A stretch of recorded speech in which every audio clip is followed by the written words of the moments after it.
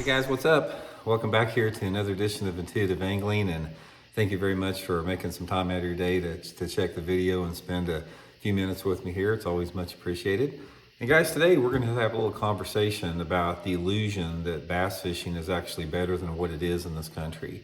I'm going to get into that about how sort of like there's this misconception that if a tournament takes a certain amount of weights or you hear big bags being caught, that fishing is really good now, it's better than it ever has been. That's the exact opposite of what it is.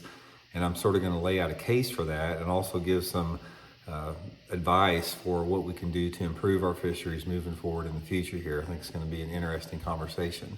And real quick, guys, I just want to invite everybody out there. I think most of you guys know, but I started a second YouTube channel, the first of the year, called The Fishing Teacher with Randy Blockett.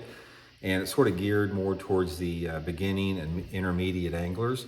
And if you want to help support that channel, just swing by there and subscribe to the channel. I'll put the link in the description for the channel if you guys want to subscribe to that channel. I'd much appreciated there. Okay, guys, I hear this all the time, especially this time of year. You'll see some dude weighing in a limit of 5-pound smallmouth, and then you'll see somebody weigh in a big bag of fish here or there. And then you see some of these tournament weights at certain times of the year that takes a lot of weight to win, and people have this it is an illusion. It's sort of a misplaced perception that bass fishing is better now than it ever has been, and our fisheries are better, and they're more managed, there's more fish in the lakes.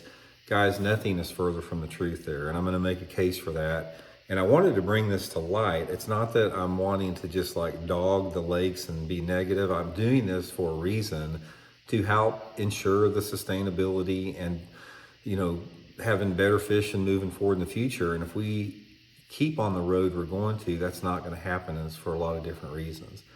So first of all, there's two reasons why this illusion that I talk about is happening.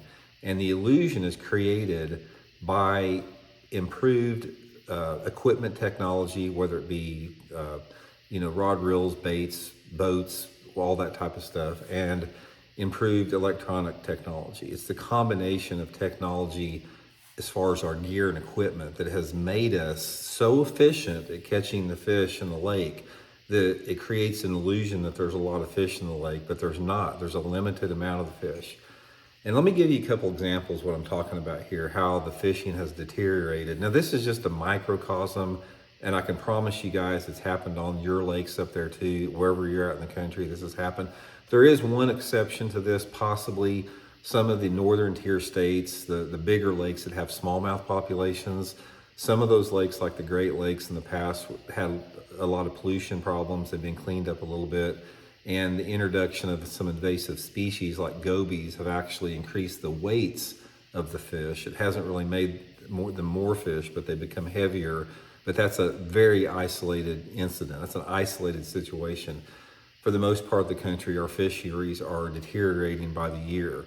And it's, like I said, it's being sugar-coated by this technology. Now, let me give you two examples what I'm talking about here. Back in the late 1960s and early 1970s, a lot of you guys that have been with the channel, you've heard me talk about it here. My dad and our family and friends and everything, we'd go down to fishing at Table Rock Lake occasionally. We'd go 4 or 5 times a year down there, and every year, sometime in usually the mid to late part of June, we would go down to Table Rock, and at the time we had, we'd stay at this little place called Rod and Reel Resort, which was like a little mom and pop resort that's all there used to be at Table Rock back in the 60s. And there was a boat dock there for the cabins up on top of the hill, and we had my dad had a 16-foot Starcraft V-bottom with an 18 horsepower Evinrude and a little trolling motor on the back of the boat. And I remember on those trips out there, now you got to remember, Dad had no depth finders. He had no GPS. He had no depth finders. He didn't have a lot of bass fishing knowledge, that is. And he would go out, and I went with him a couple times, and all he would throw is a purple flip-tail worm, a purple like a 7-inch flip-tail worm. He would crimp a little split shot right there at the head of the worm, and he had like a little 2-aught little gold Aberdeen hook, and he'd throw it on his, like a Mitchell 300 spinning rod with like 12-pound test, blue monofilament line. And guys, almost every trip that he took down there, like in June, we'd go out, he'd catch at least one 7 to 9 pound bass and a bunch of 3 and 4 pound bass, just casting a purple flip-tail worm along the bank at Table Rock, just on pea gravel banks and points, just fishing, just basically staying close to the resort. He didn't know that much about bass behavior, and he'd catch these big loads of fish on purple flip-tail worms, fishing 5 foot of water just on the bank. Guys, you go down right now, I can promise you dudes that fish Table Rock right now, and it's sort of the same time of year when Dad used to catch these big ones, go put you on a purple flip-tail worm with 12-pound test blue monofilament line. And by the way, the lake was a lot clearer back then before it started getting polluted by all the by the lawn runoff and all the pollution running into the lake now. The lake's dirtied up a lot more than what it was then. But you go down, put your purple flip-tail worm, and go throw it around some pea gravel banks in 5 foot of water and see how many bass you catch. I can promise you probably won't get a bite in a week if you do that. So what does that tell you right there? That tells you there used to be a crap load more bass in Table Rock Lake. Not only bigger numbers, but bigger fish in general. Same thing happened down at Grand Lake. Same thing. I fished Grand Lake since the 1970s. Like I said, my parents had a trailer down there. And guys, I remember almost every trip that I'd go down to Grand Lake. I don't care if it was March, July, September, November.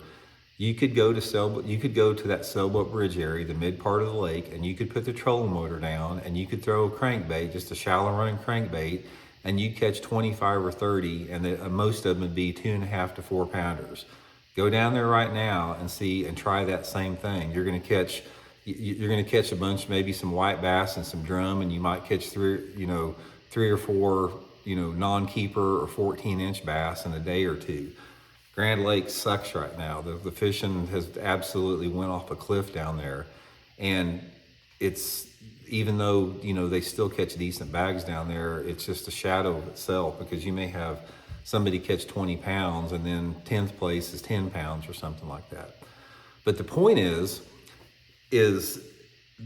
we have transcended this situation to where now, when you have big bags of fish caught, or when you got what is perceived as good fishing in the lake, people say, oh, it's we've had great fisheries management and the fisheries are stronger than ever been.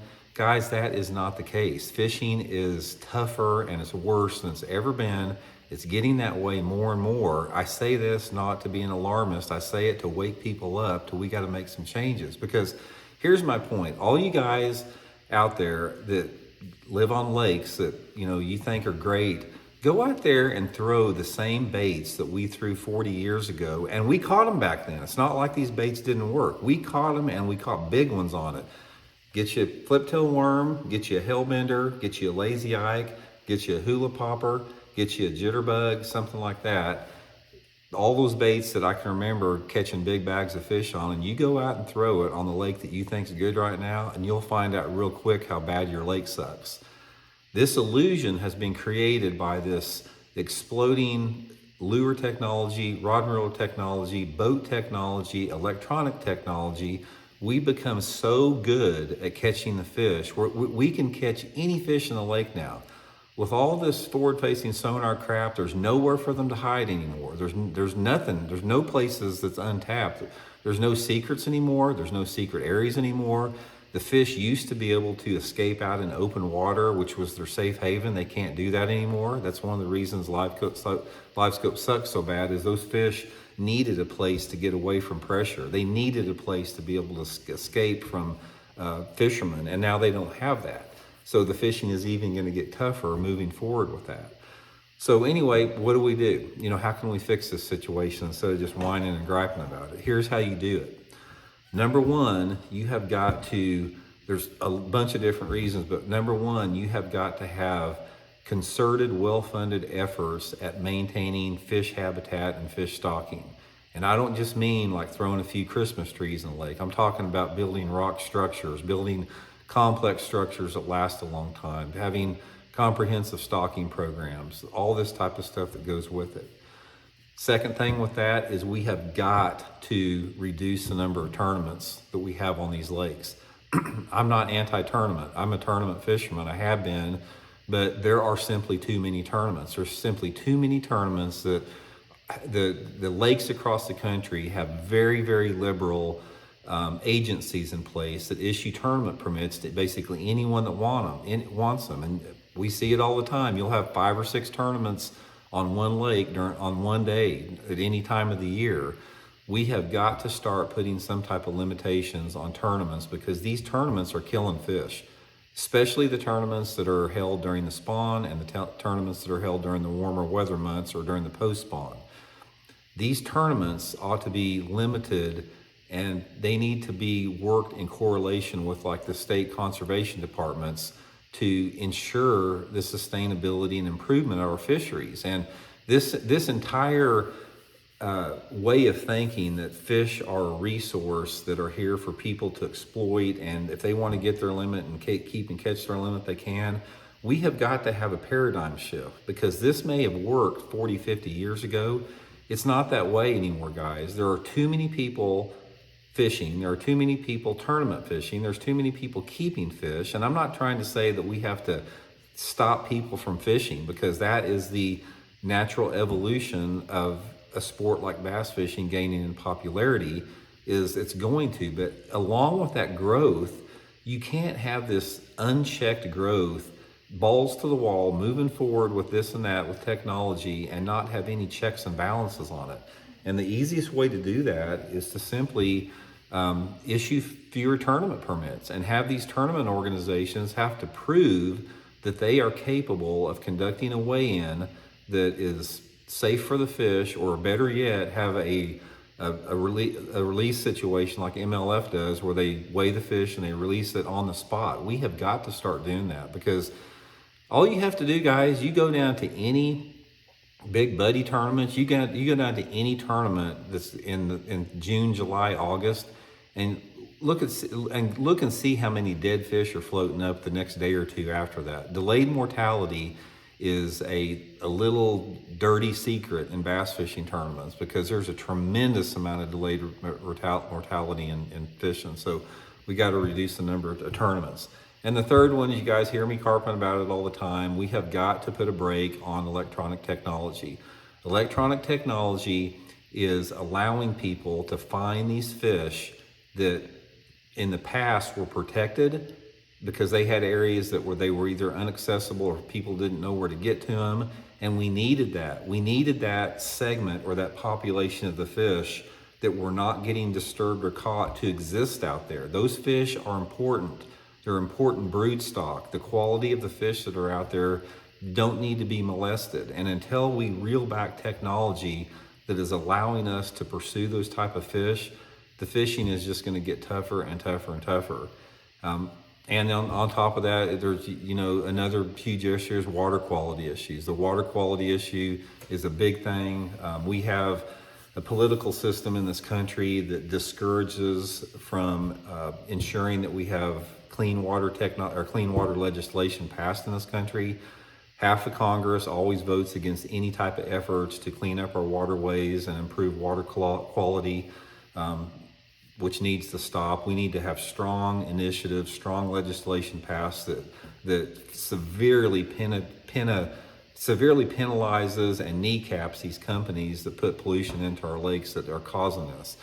So there's a lot of different ways that you can fix the problem. That the main thing is you have to acknowledge the problem, and you can't. I hear so many of these bass pros out there. It's just like the whole world is just nothing but rainbows and unicorns to them, and they think Randy Blockett is this negative Nelly out there. But they basically got their head in the sand. They're trying to protect the perception of bass fishing for different type of special agendas they may or may not have. In reality, unless you can't fix a problem unless you acknowledge the problem. And the people like myself that have been around and we see what it was like before compared to now, they're the ones you need to listen to. I mean, you need to listen to those old men that yell at clouds in the sky. You need to listen to them, because there's a reason why they're doing that. They're not just doing that to hear themselves talk a little bit. So anyway, guys, don't get sucked into it. Don't get complacent. Don't get apathetic, thinking that when you hear or see a big tournament weight, or you hear some bass pros saying, "Oh, the fisheries is stronger than ever and greater than ever, and I can't believe it took a 5-pound average to win." Don't get sucked in by that illusion. That is an illusion created by technology, and like I said, you'll find out real quick. I'll give you a handful of lures that we used to catch 20-pound bags on every day. Take them to your favorite lake, and you'll wake up real quick what I'm talking about here. So anyway, let me know what you guys think. Shoot some comments. We'll talk later. See you.